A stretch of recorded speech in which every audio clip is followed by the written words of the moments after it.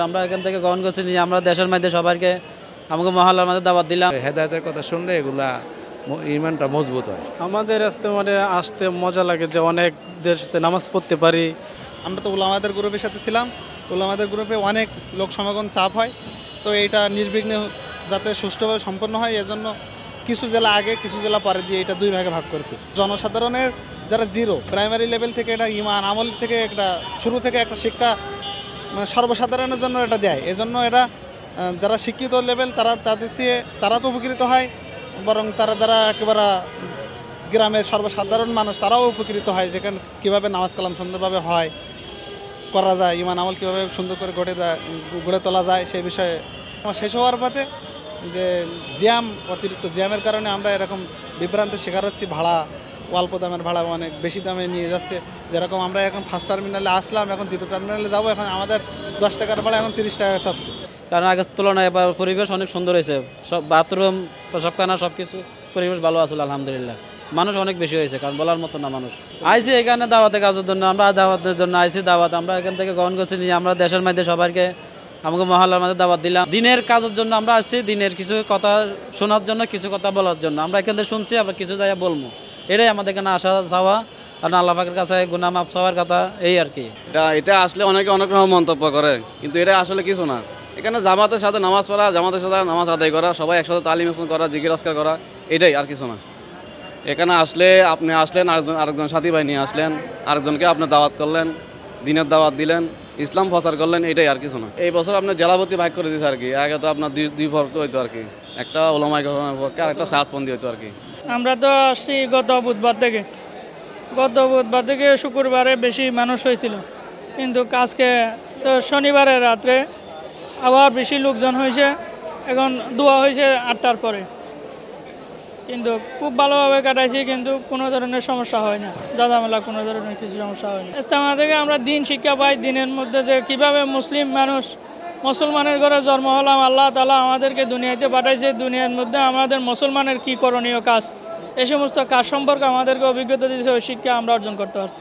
এবারের ব্যতিক্রম হলো দুই পার্টে ভাগ হলো। বাংলাদেশের জেলাতে কয় জেলা, 64 জেলা থেকে এবারে মনে হয় 20-22 জেলা হয়েছে। এরপরে আর বাকি জেলা আজকে থেকে শুরু হবে, আবার বিকাল থেকে। এবং অন্যবারের তুলনায় এবারে একটু লোকজন একটু কম ছিল। মানুষ যখন দুই ভাগে বিভক্ত হয়েছে, এজন্য একটু সব সাথীদের সুযোগ সুবিধা হয়েছে না। দায়িত্বশীল ওখানে আমাদেরকে মাইকের মধ্যে সতর্ক করে দিচ্ছে, যেভাবে ফলো ভালো হবে সেভাবে আমরা করতেছি। প্রত্যেকবার একবার দুইবার হয়, দুইবার হয়, এবার 3বার হয়তো আরেকবার যেটা হইতেছে ওইটা হলো ওই যাতায়াত গ্রুপ, যারা ওই ছাদ গ্রুপের। আল্লাহর প্রতি বিশ্বাস, যে আল্লাহ যে আসমান বানাইছে, আসলে যে আল্লাহর তৈরি, আল্লাহ যে অনেক কিছু পারে, এটা আমরা অনেকে বুঝি না, আমরা স্বীকার করতে চাই না।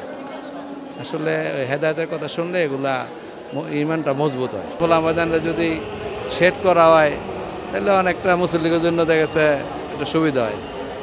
আসা যাওয়ার মোটামুটি ব্যবস্থা খারাপ না, অটো দিয়ে আমরা আসছি। আল্লাহ তাআলার কাছে অনেক লাখ কোটি শুকরিয়া যে এত বড় একটা মজমা দেওয়ার জন্য। বিশ্ব ইজতেমার মাঠ থেকে শিক্ষা নিচ্ছি যে আমরা দিন কিভাবে হাসিল করব, জাহান্নাম থেকে কিভাবে বাঁচবো, দিনের পথে কিভাবে চলবো, এটাই শিক্ষা নিতে পারছি। আমি আসছি নেত্রকোনা জেলা। আসা যাওয়ার পথে আমাদের কোনো সমস্যা হয়নি, আলহামদুলিল্লাহ। আল্লাহ তাআলার কাছে লাখ কোটি শুকরিয়া। পুলিশ কর্মকর্তারা খুবই ভালো দায়িত্ব পালন করছে।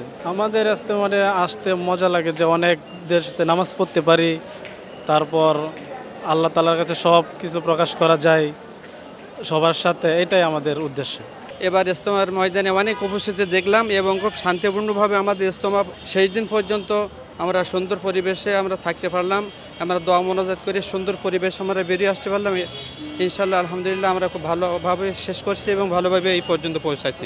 আগের বছর থেকে এবছর একটা আলাদা এ কারণে মনে হচ্ছে, যেহেতু গত বছর অনেক লোক সমাগম হয়, একত্রিত একসাথে হয়, আমাদের খুব কষ্ট হয়েছিল, অত্যন্ত পরিশ্রম হয়েছিল, যে কারণে আমরা এই বছরে অনেক আসবো না বলেছিলাম। কিন্তু এখানে এসে দেখলাম যে জবাইর গ্রুপের যে 2টা পর্ব হচ্ছে, সেটাই প্রথম পর্বে আমরা অনেকটা স্বস্তি বোধ করেছি এবং অনেক সুস্থভাবে আমরা শেষ করতে পারছি।